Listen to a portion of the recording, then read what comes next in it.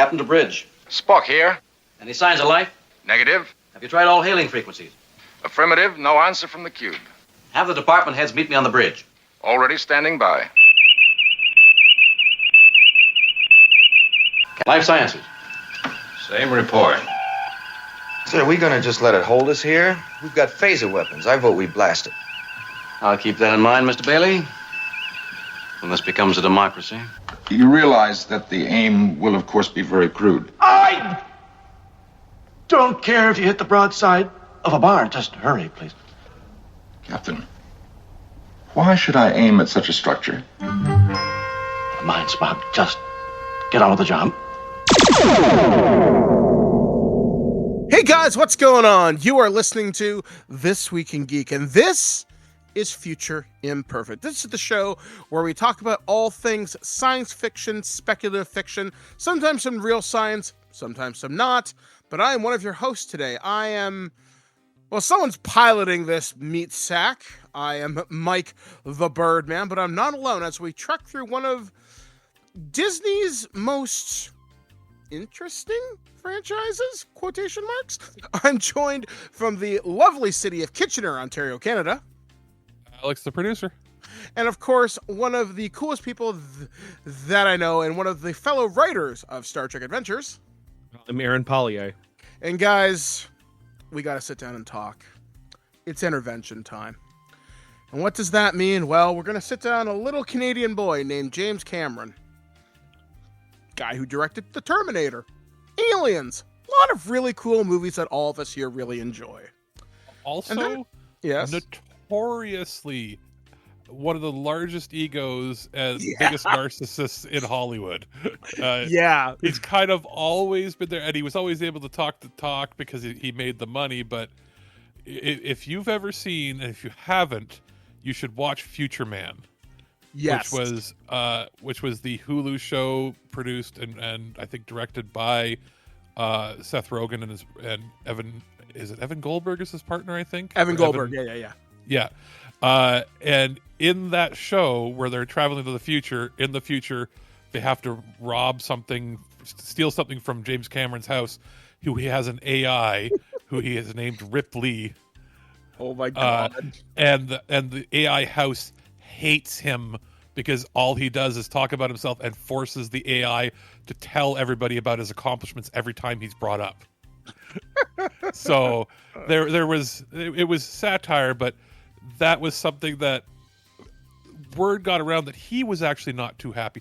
Anybody who doesn't take a parody of themselves well, usually there's a reason that they made the parody in the first place. Yeah. So this was a topic. I can't remember precisely how this came up, but I'm going to take full responsibility, not credit, responsibility for this one. Because all of us kind of dreaded talking about it, but I thought it was probably worth, because now you can stream all of these movies on Disney Plus. We're talking about the Avatar franchise. And we're going to deviate. Not the good Avatar franchise, James Cameron's Avatar. Yeah, exactly. We're not going to talk about the Airbenders and the Fire Nation. No. We're talking Dances with Blue People. Exactly. So This is one of these topics that, like I said, we're going to look at it a little bit differently, because normally here on Future Imperfect, we would talk about each individual movie. And in this case, there are three currently. There's Avatar, The Way of Water, and Avatar, Fire and Ash. And the first movie came out in 2009. The second one coming out in 2022, Alex, or 23? Like that.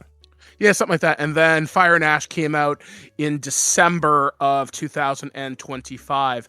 And while these movies have made a tremendous amount of money, they just seem to disappear from the conversation within, generously saying months, but I think realistically weeks. They all kind of disappear. And as we look at these today, this is an interesting topic, because I really started thinking about these movies, and I've watched two of them in preparation for this. I've seen all three, but I watched two of them fairly recently. And I got to thinking, I think the thing about Avatar is there are some genuinely cool ideas in here. One of them is almost terrifying, but I really feel like this is James Cameron's last attempt to make something they feel is important, to have a movie that is a cultural touchstone. Because if we look back at it, at his career, Aliens, Terminator, Terminator 2, True Lies. What's next, guys? Oh, you're asking us? Yeah. Titanic? Yeah. Okay. Yeah. So Titanic. What comes after that? Realistically, It was this. It was this. Yeah. And it's like, because he spent over like 10 years. He wanted to. Well, he likes to take the clout of other people. mm-hmm. His brother's a marine biologist and invented like some deep submersible stuff, really cool shit to go film the actual Titanic. Well, of course he does the whole, what was it, something of the deep. Yeah. He did that documentary. Aliens, which is really the cool. Aliens, yeah, and he used the technology, to help develop the cameras. But when he says he developed, he's not designing it. It's like he's putting money in there and he's getting people to do it. It was no longer like, it's not about the science necessarily. It's about look at me. That's the attitude he gives off.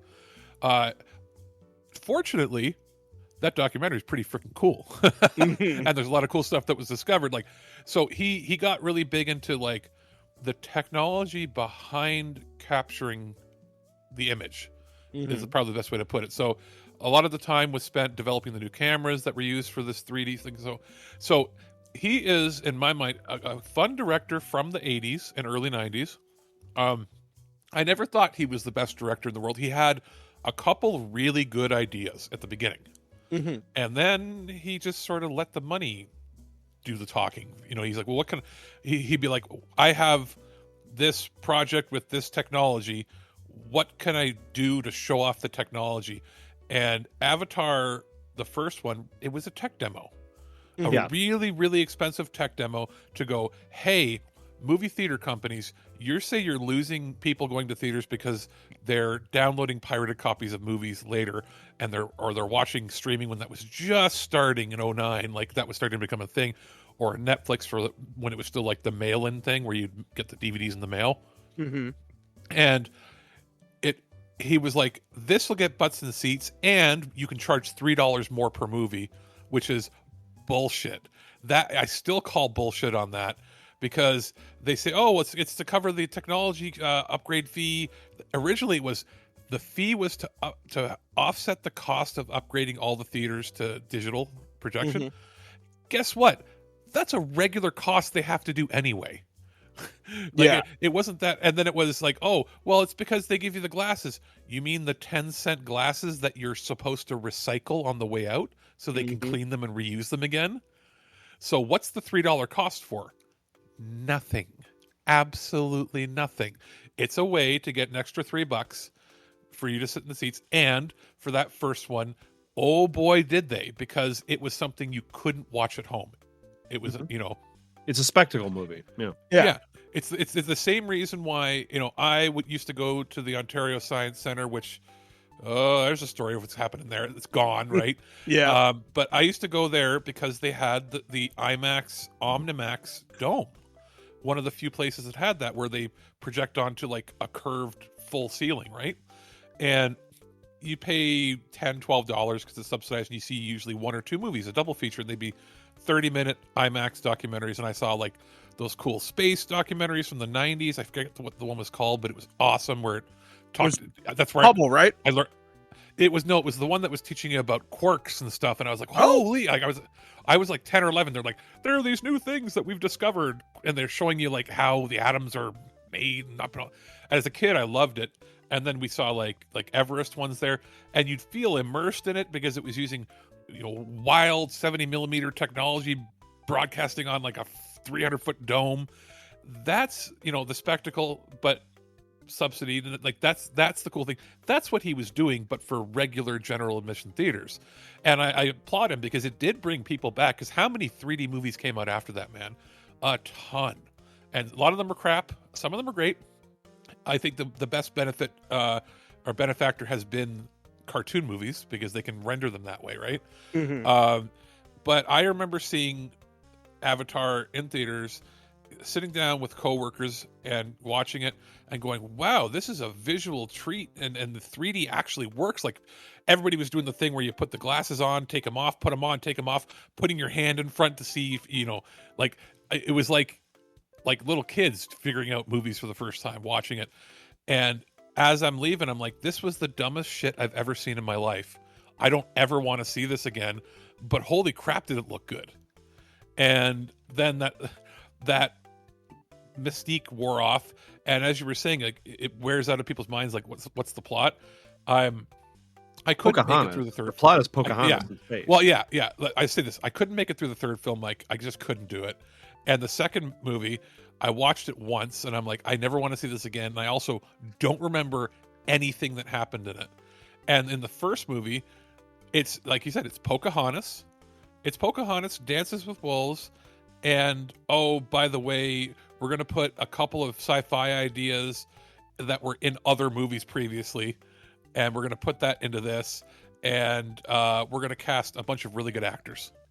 That's pretty much what it was, and let's just throw a crazy amount of money at this. And, I mean, to me, the best movie I can compare it to was, you remember that movie that flopped a few years back, the Will Smith one? I guess that doesn't narrow it down. Remember Gemini Man, where they broadcast it at like 60 frames per second in theaters? Or 120 frames, and everything looked like a home video soap opera, where the motion looked wrong, and people are like, and they're like, why didn't it make money? It's like, nobody wants to see a home movie. They want to see that cinematic 24 frames, and they're like, well, it worked for The Hobbit. It's like, yeah, but it's The Hobbit. But like, it's a gimmick, right? And I'm kind of surprised that they haven't. I'm surprised that Cameron hasn't made like the next one announced, like, we're going to do it at 200 frames, and we're only going to broadcast it in theaters that happen to have VR goggles on, so it's fully immersive and you can turn your head around and somebody will come by and squirt weird smells in your face to match the movie. Like, to me, the whole films are very much like those stunt 3D movies they used to do. I guess to bring up like Aaron and Darlene would know, those movies from the 50s were like House on Haunted Hill, where like a skeleton would fly out from the ceiling towards the audience when the 3D thing would happen, or they'd have like smoke effects and people in the actual theater, the ushers would be clanging on drums and things to make noise at the scary parts. Like that's what they're doing, just on a way higher budget.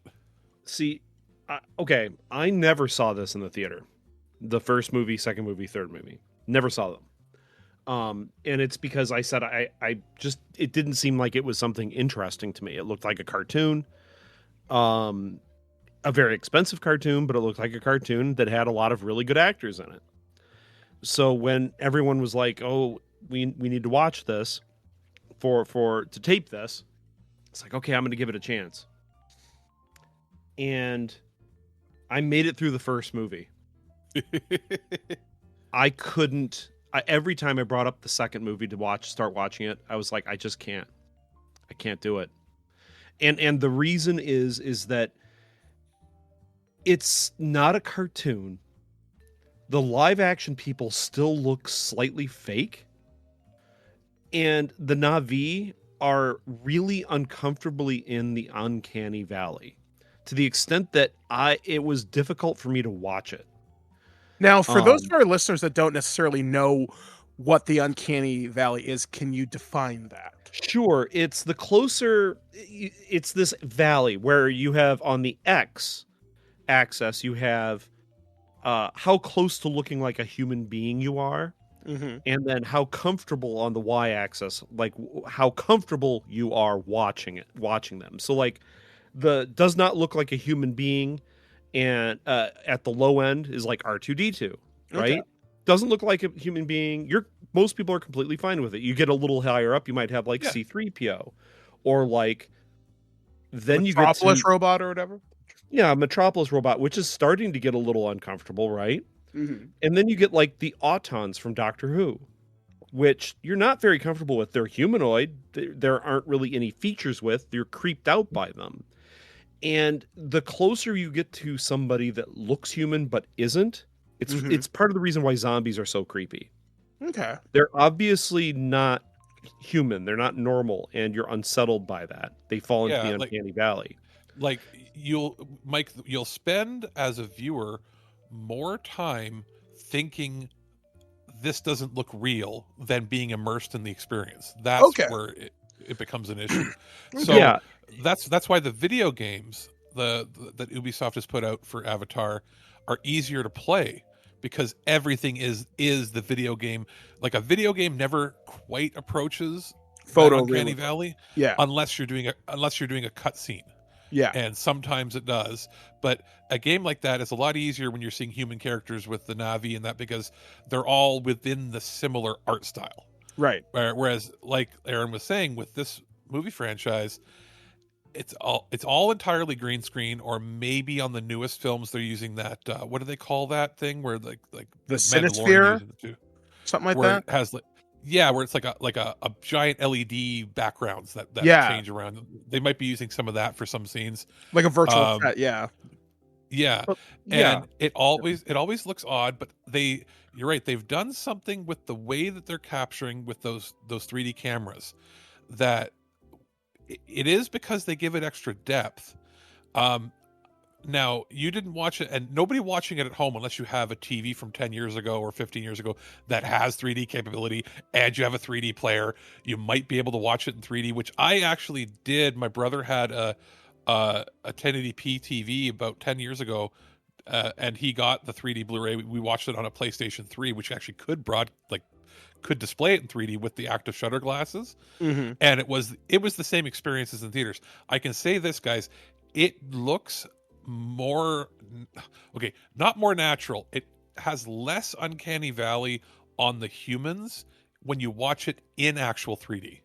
Okay.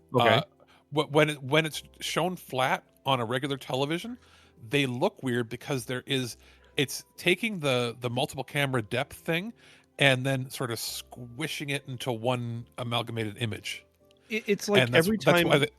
I'm sorry. Keep going. Yeah, so that's why they look a little off. The edges look a little weird, even though they have all the money in the world to blend it, because the way that they compose their shots was intended to have that depth when you're viewing it. So there's a scene right in the beginning with Giovanni Ribisi, and it's like his cheeks looked like they moved strangely as he was turning his face. And I was like, oh, no, there's something really wrong here. Is he CGI entirely? No. So what they've done is it is actually 2 images. And on the Blu-ray, if you have the 3D Blu-ray and a 3D TV, it actually it'll project them. And how it does is in theaters, it shows it. You use like a polarized glasses, so one eye is one polarization, one's another. So you're only seeing you're basically seeing every other frame.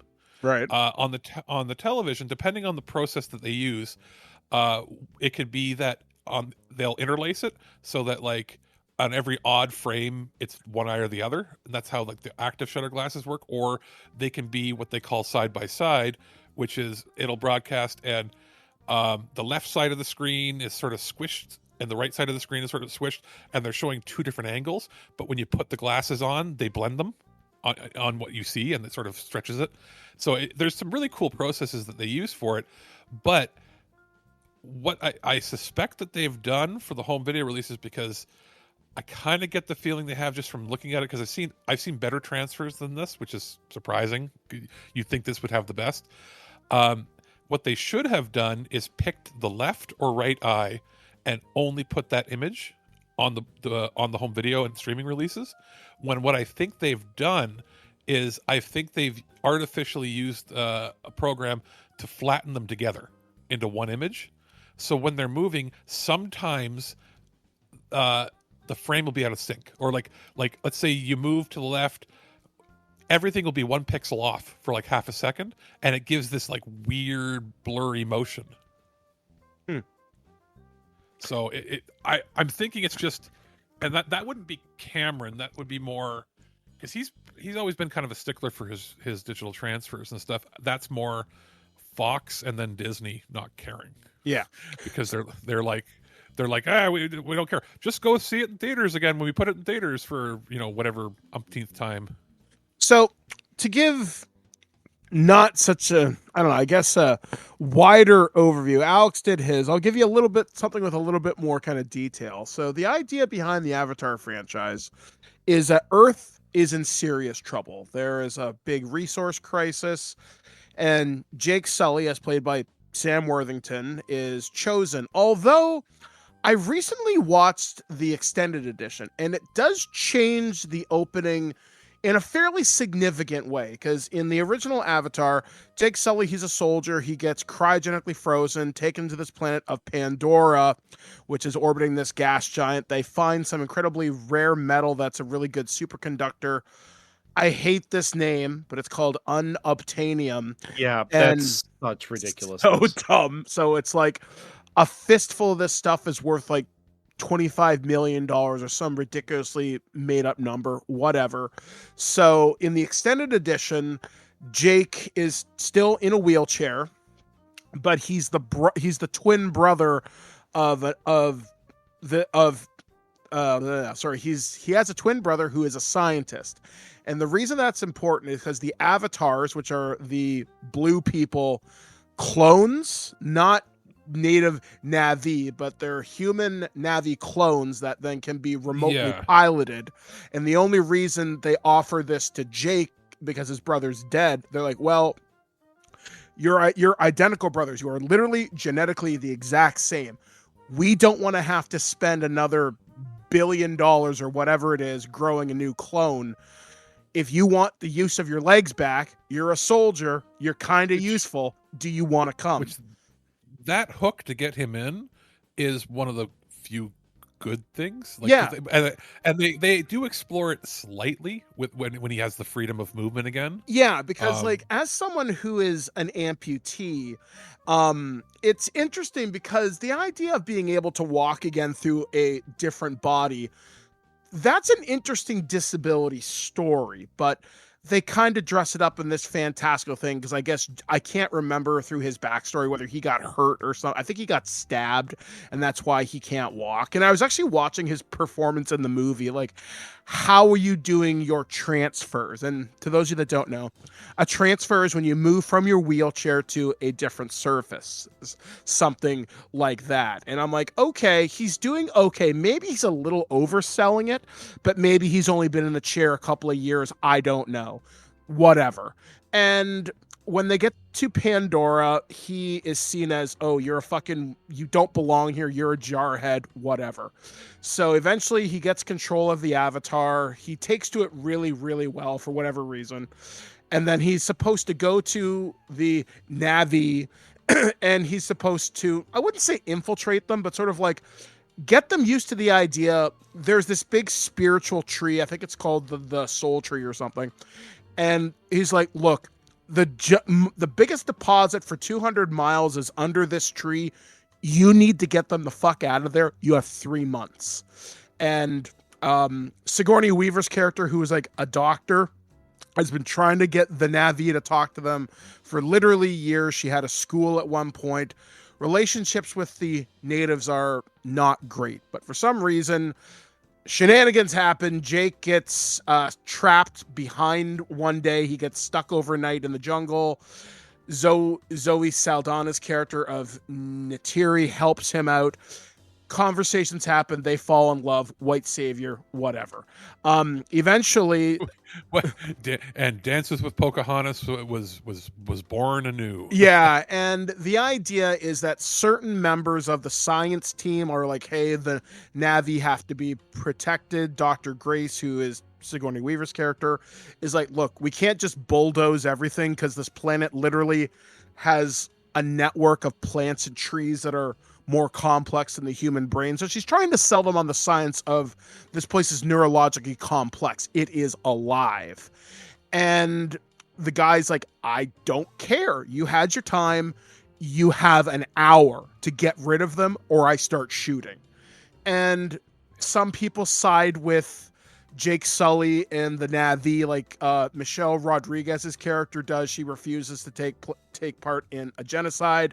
Huge war happens. Jake Sully, now that he's with the Na'vi, he has a relationship with Natiri, and he's like, look, according to your ways, I've mated with this woman. I'm now one of you. I thus have the right to speak. And I'm not comfortable with him assimilating. Tail hair sex. Yeah. For reasons, it's which weird. is also the organ you use to have sex is also the organ you use to bond with your horse. Yeah, with flying horse. Yeah, with your horse, your animal. Yeah. Again, like it's interesting, but it's not strange. There's so many things in here that are just it makes you uncomfortable. Well, that and it's like it could have been a different organ. It could have been a different thing that you connected. It didn't have to be the same one. Well, it's weird because, again, as an indigenous person, in our culture, or at least in my particular tribe, I'm Ojibwe, just for full transparency. Some of us wear braids, and the braids are often considered important. I do not know of a special spiritual significance to our braids, but I know to some people they are considered very, very important. That's a little bit too on the nose. I was like, okay, and all of them, the Na'vi have no advanced weaponry, but they're still pretty smart. Like they're good at like bows, arrows, swords, knives, basically anything from D&D. They're really fucking awesome with. So eventually Jake has to work with the Na'vi, who is kind of convinced, hey, look, I may be human, but I'm on your side. Gets all the tribes to join up. He becomes the white savior, so to speak. And they eventually turn away Giovanni Ribisi's characters. And this big military guy, Miles Quaritch or whatever, I just call him General Bad Guy. So General Bad Guy dies in this giant mech suit. Oh, this is something that I forgot to mention. I think this is kind of interesting, but I wouldn't call it cool, but interesting. So the reason why there are these avatars, not just to blend in, humans can't breathe the atmosphere. Like for some reason, everything is all fine. You can walk outside in a t-shirt, no big deal. But if you breathe the atmosphere, you're unconscious in 20 seconds, you're dead in 4 minutes. So I was going to say, like, wouldn't some of that atmosphere get into your pores? Well, and also, well, the fact that they're using regular gas masks, those are incredibly good seals that they just put on their mask. They don't do any double checking. It's just like, okay, boop, we're good to go. I was going to say, but like, if you're worried about that, why aren't you protecting your butt? Like, wouldn't some weird air bubble thing go up your butt and into your body system that way too? I forgot about that. Yeah, we do take in a minor amount of oxygen that way. Good point. I wasn't saying that to be goofy. I was just saying that because, like, it is. You're not wrong. It's the other, like, it's the other entrance, the other main entrance that to your body and bloodstream, right? Yeah. So one of the things that I liked about Avatar is I kind of like the idea of remote piloting another body, and there's something that happens in the second movie that really made me appreciate it, but I think it was unintentional.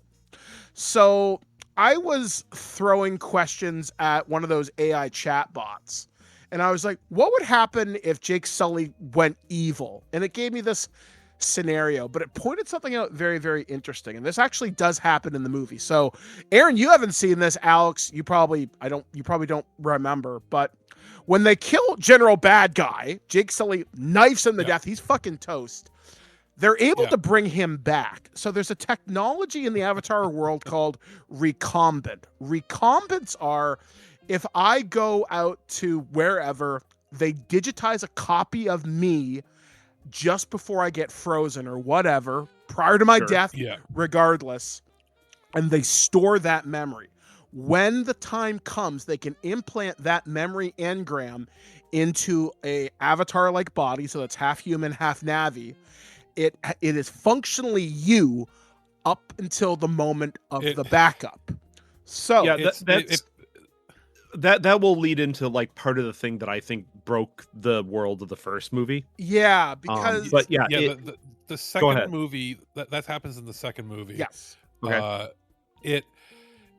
The second movie is very much Ghost in the Shell. meets Cyberpunk 2070, whatever. Pick your Cyberpunk. Yeah, and Actually, very, very much like the plot of 2077, because that the soul trap. Spoilers. Yeah. Spoilers for a 6-year-old game. Yeah. Part of it is one of the endings is you can choose to have your engram, essentially, like your memory, your whole essence, uploaded until they can build your body into a giant cloud. Mm-hmm. A giant data center in space, until they can build you a body to go back. But the likelihood is, once you're a part of it, you're no longer going to be you, because all of your essence and data will be spread amongst multiple other AIs. Yeah. So the big question of that particular ending of that game is it you? No, it's not even is it you? It's, is there a soul, or are we just a data? Yeah. Can you be reconstructed? And there is like the philosophical question there, and it's represented quite well when you go to do it.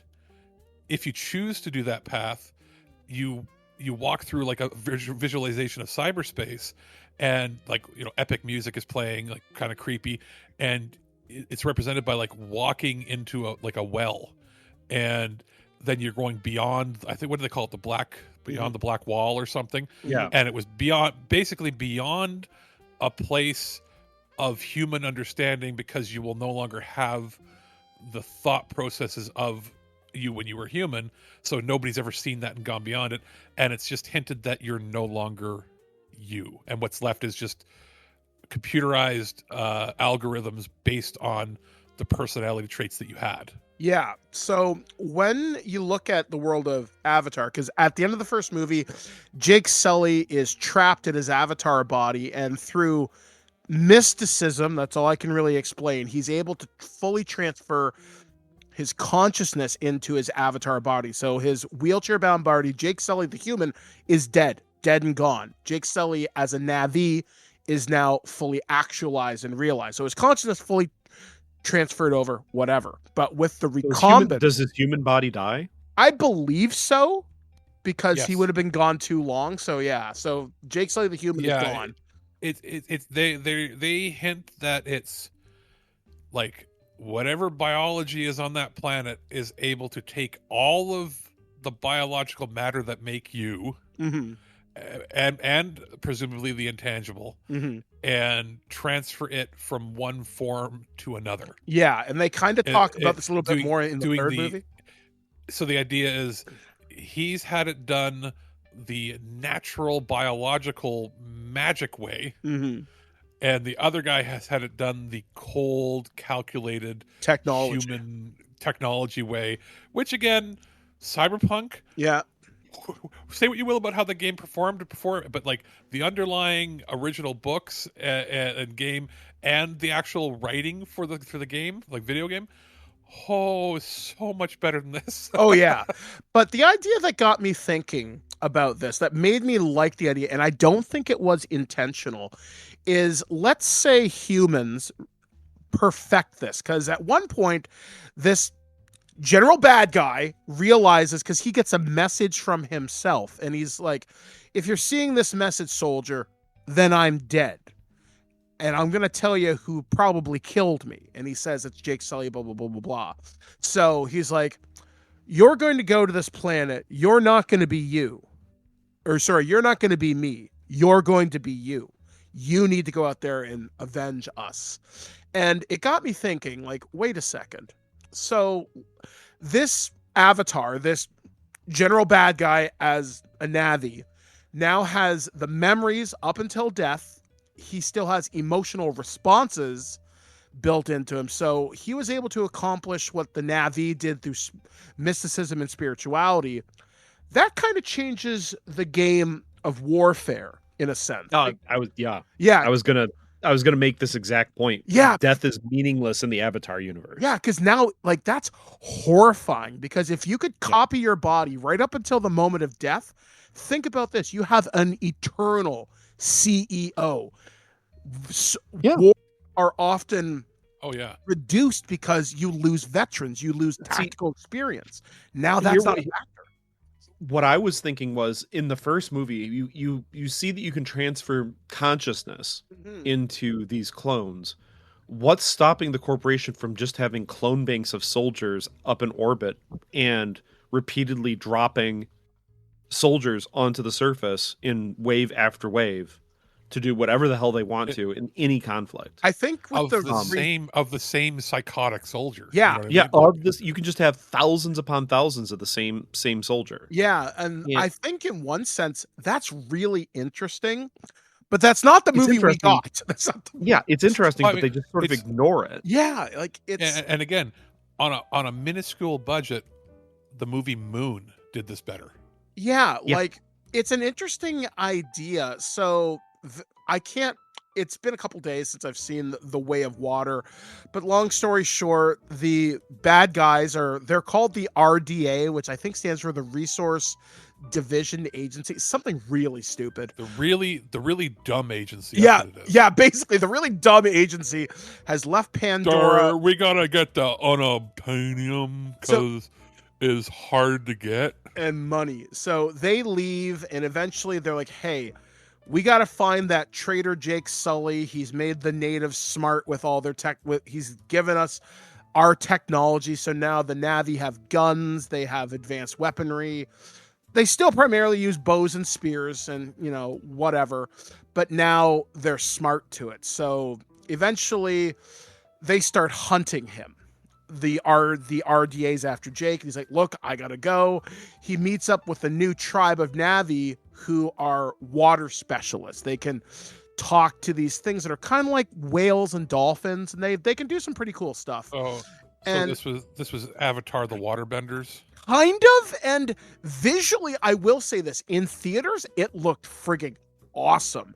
However, though, one thing I did notice with the Avatar franchise, because I'm the only one here that's seen the entirety of it, but I think you guys would probably agree, it was hard to keep track of character names, relationships.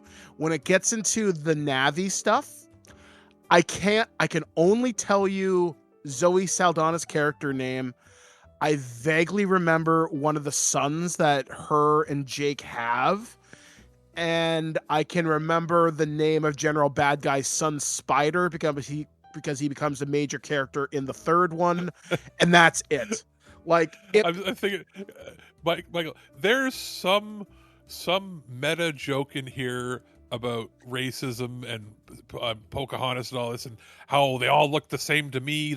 There's something a joke that I could make in here, but I can't make it. Well, yeah, Because like that's how bland they made it. They didn't make the characters look different enough. well, I will also say that Yeah. I can't tell you any character name, not a only single know one, I without only know looking on the Internet Movie Database page, except for like Jake. yeah, Yeah, That's it. I I can't tell you their relationships to each other, except like I know Giovanni Ribisi's character is just Parker, evil yeah. corporation guy. yeah, That's it. yeah, and I know Dr. Grace only because that's Sigourney Weaver, and the only reason I know Giovanni Ribisi's character name is because his name is Parker, and Parker is one of the original people on the Nostromo from Alien. So I remember the inflection of her voice saying that. But yeah, like one of the things I noticed about this franchise, and I think this is a real weakness in the writing, is I feel, unless you're a hardcore Avatar fan, I don't know what they call them, but you need a Wikipedia open. I know what I call them, but I won't say it here. You're terrible. But it's like it's hard to follow because I generally feel there's some neat ideas in this franchise, but they get lost. And the second one ends, there's this giant battle with the whales. There's like these hovercrafts. It's almost like G.I. Joe action figures. Not gonna lie, it's kind of cool. Problem is, in Avatar Fire and Ash, you get almost the same fight, but it's like 1.5. It's like they're trying to do it again with a few details changed around. And the third one deals with a crazy Na'vi who hooks up with General Bad Guy, and Neytiri, Zoe Saldana's character, turns into a full-on racist because a human killed her son, and she's like and it's not great. And it's dumb because the big star of that movie is Spider. Like I said, terrible name. But it turns out one of Jake Sully's kids, Kiri, she tries, I can't remember this because it has been a hot minute, but long story short, they find a way for Spider, by connecting to the daughter, that he can now breathe Pandora's air. Like something in his cellular structure has changed because there was some kind of bioscience mumbo jumbo. And now magic. And like, hey, their bodies are adapting. Maybe we can move to Pandora, but we can't do it. And it turns into like the Terminator, because again, general bad guy and the evil red Navi lady, they get machine guns and they start going crazy. And yeah, it's not good. There's no compelling characters. The kid's Spider. That kid, as an actor, you're trying, kid. I see you. But this ain't it, Chief. And it's so disappointing because, to me, this is just my opinion, I feel like James Cameron is realizing he has to make another movie that he'll be remembered for, but he wants to make a cultural statement, but doesn't know how. And I really feel like Avatar, he wanted this to be his big magnum opus because it was quote unquote his original idea, for what that's worth, but it doesn't say anything. And like I was saying at the beginning of this conversation, weeks, maybe this is in the cultural conversation, but I can't tell you what these movies are about for the most part. I'm going to bring this point up before I forget it totally. They made toys for the Avatar franchise. Those were in clearance within months. If a franchise is super successful, 9 times out of 10, the toys sell pretty well. But then again, this isn't exactly a toy generation, so maybe not a good metric. But there's a local, but it is also I wouldn't say family friendly. It's a family like adjacent, a PG rated. Like there's a little bit of, it's barely PG-13, right? Like I feel like the target audience for this is 10-year-olds, but I never saw like kids saying they liked it. Yeah, like this feels to me like it wants to be smart young adult, but it's not. Like you've got Hunger Games, you've got the Maze Runner, you've got all those franchises.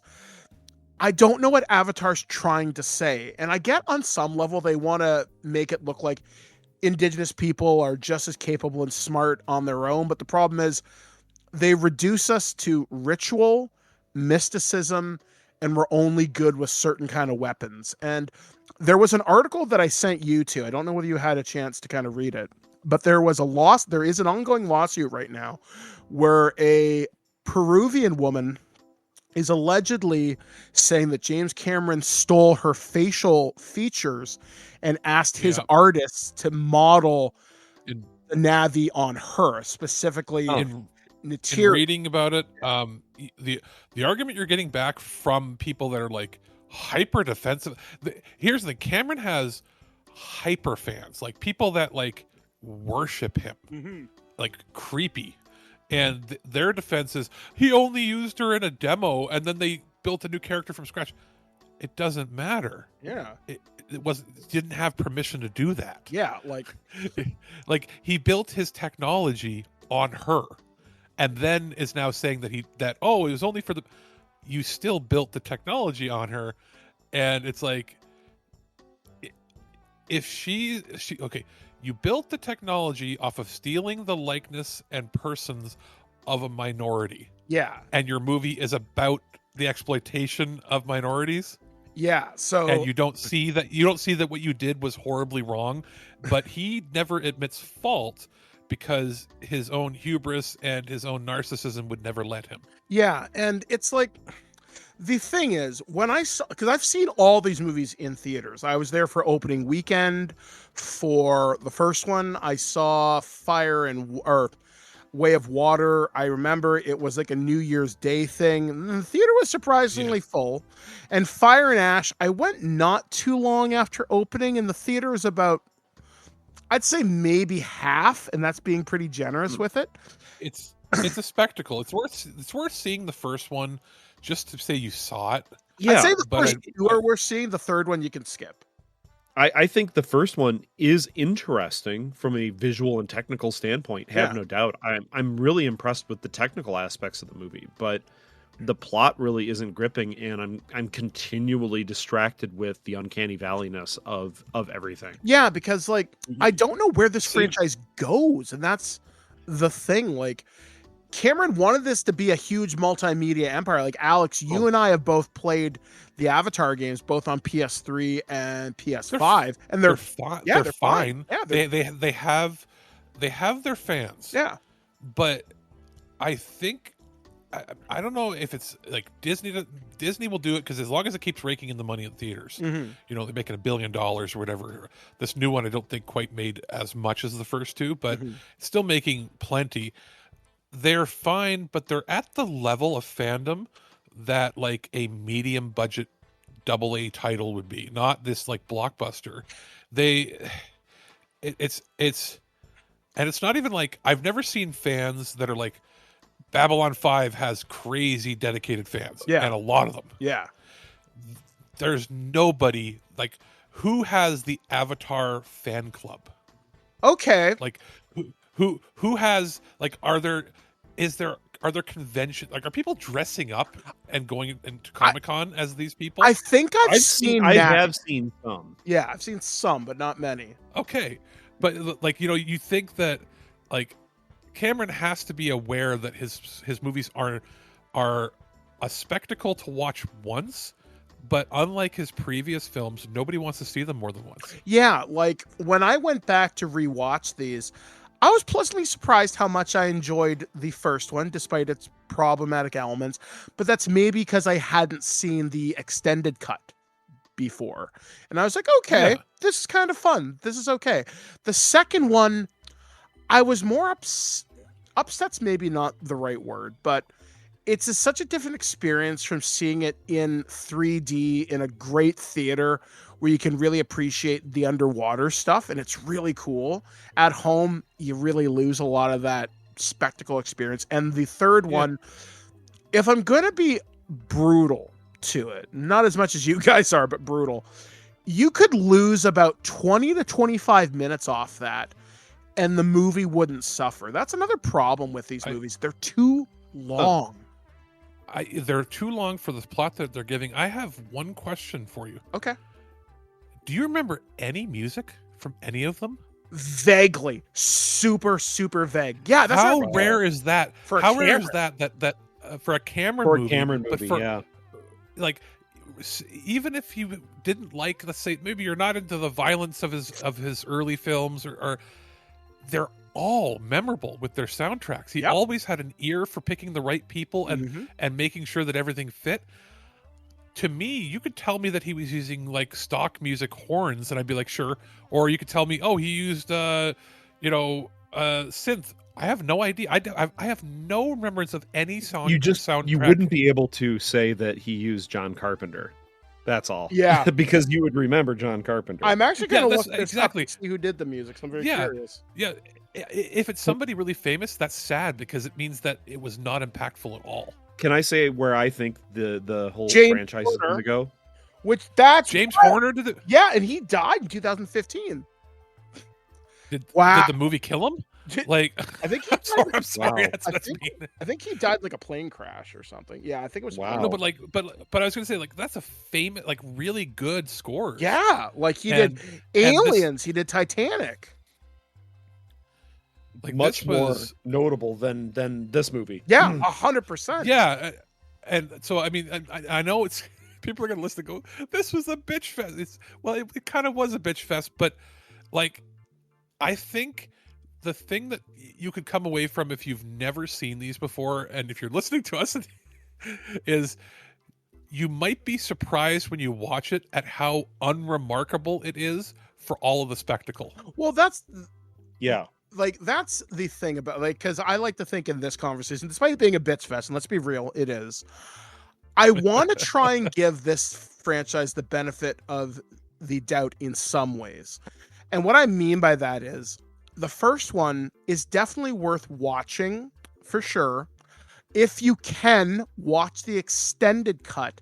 The second movie is entertaining, but it is very long. And I will say this, unless the second movie holds your attention for about 80% of the time, you can probably skip the third one. The third one feels like Cameron knowing I'm not going to get a chance to finish this. I have to wrap up all these plot threads. I have 35 minutes to do it. So each movie is like, it's like the Avatar Last Airbender, where so like the first one, I'm assuming was air, because it was all about him learning to fly. Yep. The second one's fire or water. Third one's fire. So is the next one Earth? Is that what they're doing? That's kind of what I would wonder. But what would the fifth one be about? Captain Planet. Yeah, I was going to say your powers combined. Yeah, where they're gonna find a way to merge them so that there's human Navi complete hybrids, and everybody, it spreads like a plague, and everybody on Earth has to change their ways and sing Kumbaya.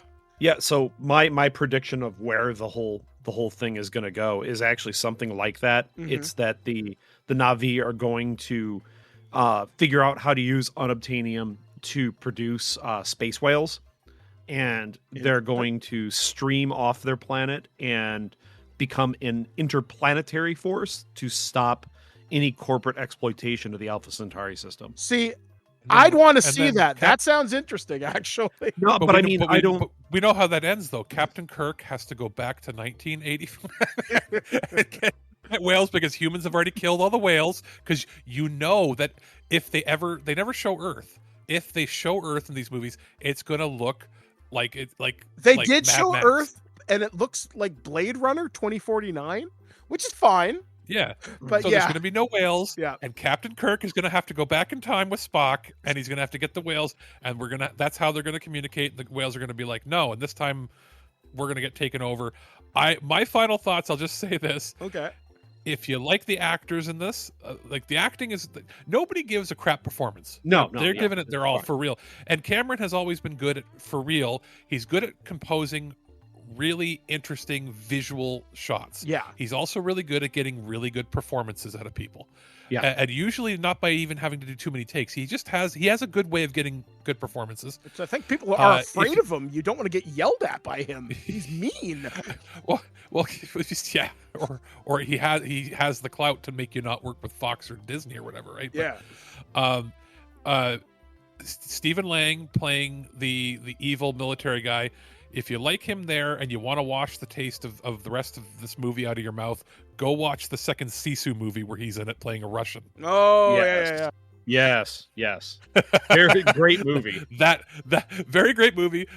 Lang has always been a great performer. You know, going back into the 80s when he's on Crime Story and other TV shows. I think he would have been a better Cable than Josh Brolin, and I will die on this hill. If he had been 10 years younger, that's what they would have done. Yeah. Had the movie come out in 2009, he probably would have been Cable.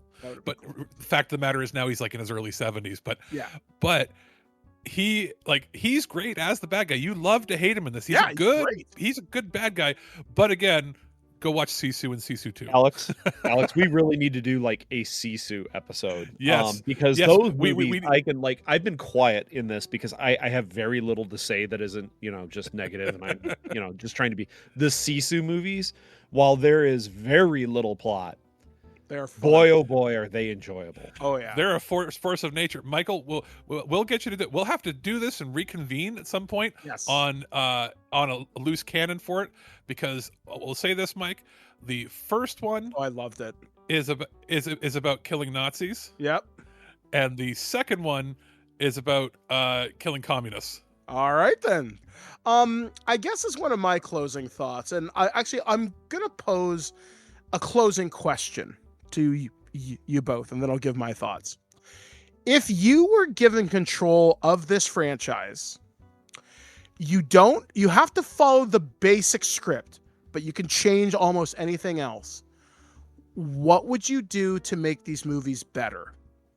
You're asking me first? Yeah, I'm asking you, Alex, first. What would you do? You have all three movies. You don't necessarily have to keep all three, but you're in control of the franchise. Can you turn this ship around? Is it even possible? Yes. Okay. Yeah. Three things I would change. Okay. One, I would give some thought or any thought at all into the naming of places, things, people, unobtainium, all of that. Every character would have to have a name that I know would stick in my head based on the personality of how they look. Okay. You'd have to lean in a little more cartoony with it, because the characters are going to be harder to figure out because they all look like cat people. Yeah. And we're not visually attuned to telling that much of a difference, and it's really difficult, for animators to make that many big changes unless they change what they're wearing. So the personalities would have to be very big, and the names would have to fit the personality to the point where we're like, oh, that's Spike because he's Has like blah, blah. spiked things on his shoulders or something. Yeah, Okay. and his personality is like a rebellious teenager. Okay. Like, you'd have to do stuff like that. Number two, I would shrink down the bloat of the plots. I would cut the movies by about 40 minutes each. Yeah. Okay. To the point, and by cutting them 40 minutes each, you're not actually cutting away plot. That's the thing, or even spectacle. character development. Yeah. You're losing some of the wasted shots, or some of it can be superfluous. There you go. I'm having a tongue twister. And the third thing is, I would not have this movie be photorealistic with people. I would change the entire franchise into completely CGI, How to Train Your Dragon style, but with higher quality textures. Interesting. This would have worked much better as an epic 2-hour or 2.5-hour movies, instead of these 3-hour long movies, but 2.5 hours, completely 3D animated in 3D, so they can still keep the 3D aspect, but with not with hyper realistic characters, but with really, really high quality, hyper realistic scenery. Make the landscapes look the way they look here, but make all of the characters more cartoony to lose some of that uncanny valley. Kind of like and not Final have any humans Fantasy at sort all. of thing, or is that like the vibe? Final Fantasy was the first movie to have the uncanny valley. That was the problem. It looked, the Spirits Within looked great for a video game. It looked bad for a movie because it was too on the nose in 2001. Okay. It was amazing when you think about the technical feat, but it was too much. That's my thing. It would make them animated, cut down 40 minutes, make the characters very distinct, and have their names match their personalities. Okay. Aaron, same question to you. What I would do is make all of the Na'vi human. Okay. I would have them as a human settler group that settled this world far from Earth hundreds of years ago, and purposely went on a low technology path, that they felt that technology had run rampant on Earth. And there is still technology on this planet. It's just been shut down, hidden. And it is filmed entirely realistically, and it's all told from a human perspective of humans standing up against these corporate powers and trying to having the whole thing be about like self-determination. And you're ditching all of the kind of uncomfortable racist crap that's in here with the Na'vi. Entirely human. And you could write off the idea that they can breathe on the planet because they've now had like 10 generations, or maybe 200-300 years, like you said, Climatizing. Climatizing with multiple generations, where now they can breathe. It's a regular human settled planet, totally breathable atmosphere. The only difference is that there's like a bacteria on there that can make you like just have extreme diarrhea for a while. It won't kill you, but if you're not used to it after all these generations, you're pretty much knocked toilet. out. Yeah. Yeah, Okay. you're on the toilet. All right. It doesn't have to be like death, but like, hey, dude, this is serious. It's going to knock you out if you're on this planet. Like it's like a malaria type thing. Yeah, something that's awful, but not like super deadly. You know what I mean? Yeah. And you're gonna give all the weird racism. You're gonna get rid of all of the uncanny valleyness of it.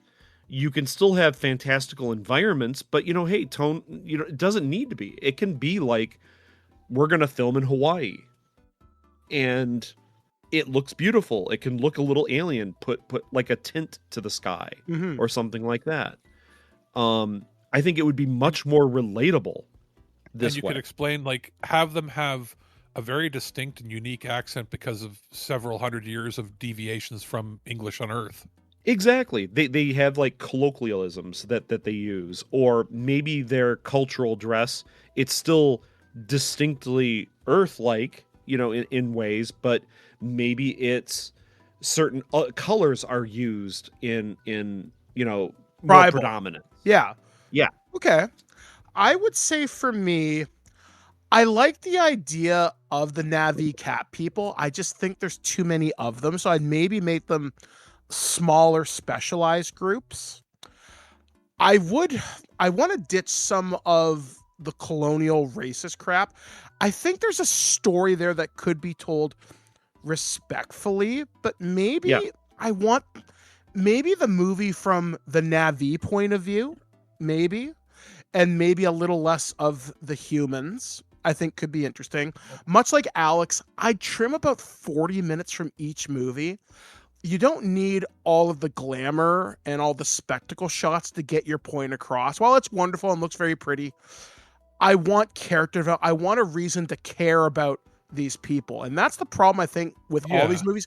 You only give a shit genuinely about Jake Sully. And I think that's for two reasons. Number one, he's the primary character, so that makes sense. And two, he has an easy to remember name.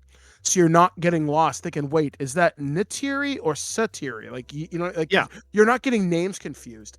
And the last thing I would do, if I had to continue with 3 movies and I'm stuck with doing 3, I would really pick up the thread on that recumbent idea. Because I love the idea if somebody dies and then comes back with their memories and someone says, hey, you died here. There's an interesting movie there. Because again, like you said, Aaron, this movie trivializes death. I think that psychologically, that would fuck with you something hard. And I think how about that's a story right there. Like, they haven't shown Earth, except like you said, they showed bits and pieces.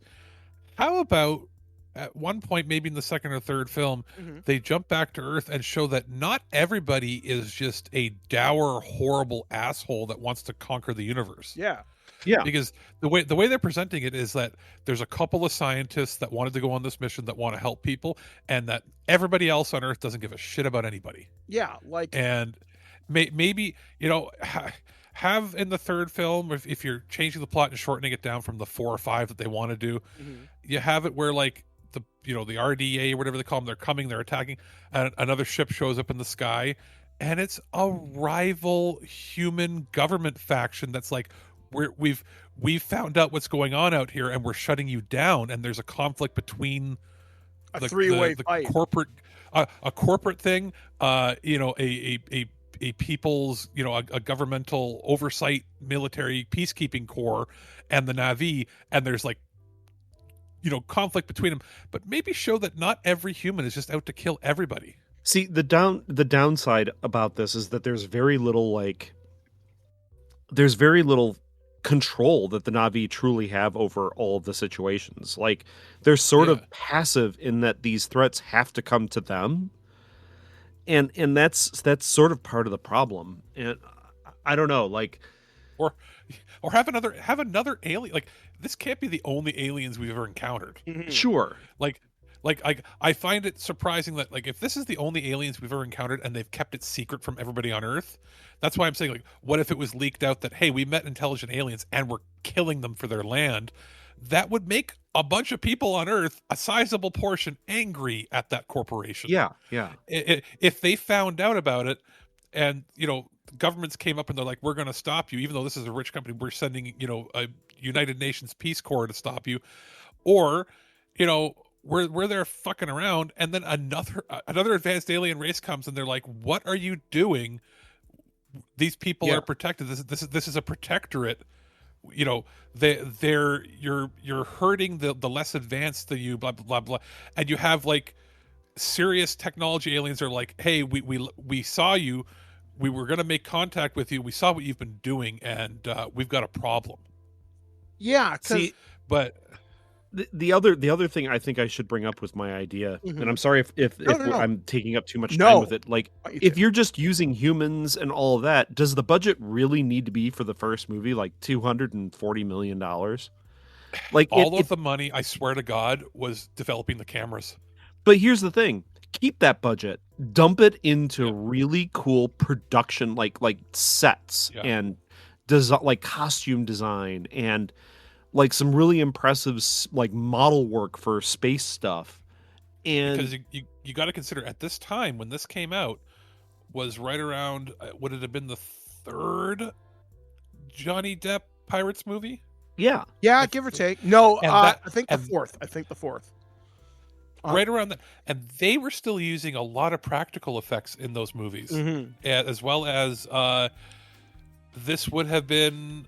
This is before the first Hobbit movie came back, but the Weta was still doing a lot of big sets and physical and all this, and to me this very much felt like an advertisement for his production studio and not like he wanted to tell a compelling story.